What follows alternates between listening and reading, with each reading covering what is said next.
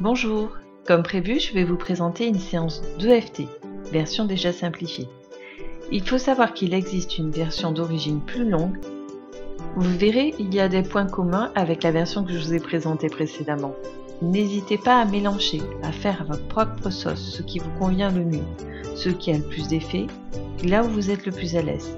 Pour cela, il faut pratiquer, essayer et surtout soyez patient avec vous-même. Donc, je vais vous présenter la structure d'une séance d'EFT. Premièrement, l'énoncé du problème. Vous devez définir le plus précisément possible le problème à traiter.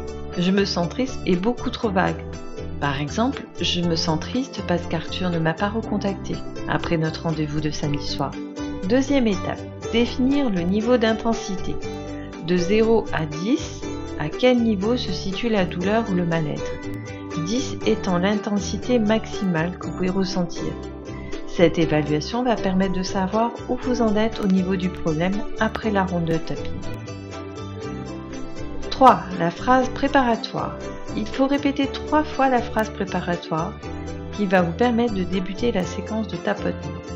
Elle corrige d'éventuels obstacles appelés inversions psychologiques. Ce sont en général des pensées inconscientes qui bloquent toute tentative de guérison. Je vous en reparlerai dans une autre vidéo, j'utilise un autre outil pour cela qui s'adresse directement à l'inconscient. La phrase préparatoire se présente de cette façon. Même si, l'énoncé du problème, je m'aime et je m'accepte complètement. Même si je suis triste qu'Arthur ne m'ait pas recontacté après notre rendez-vous de samedi soir, je m'aime et je m'accepte complètement. Répétez 3 fois cette phrase en tapotant sur le point karaté sur le tranchant de la main. Quatrième étape, tapotez l'ensemble des points. Une fois la phrase préparatoire énoncée, vous allez tapoter sur l'ensemble des points 5 à 6 fois en vous rappelant le problème sous une forme abrégée.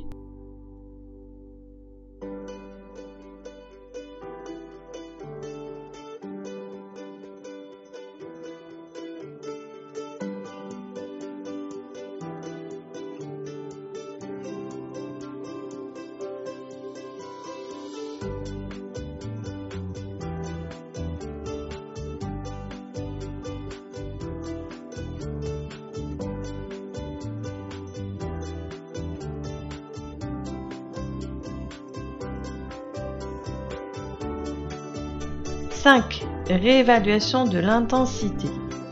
Une fois la ronde effectuée, vous allez réévaluer l'intensité de votre mal-être de 0 à 10.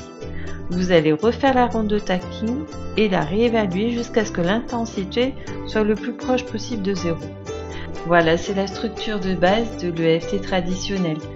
Comme vous pouvez le constater, elle est un peu différente de la version précédente que je vous ai présentée. L'autre version étant plus proche des sensations au niveau du corps, ce que je trouve très important. Mais cette version est intéressante pour les personnes qui ont du mal à faire le lien entre leurs émotions et leurs sensations.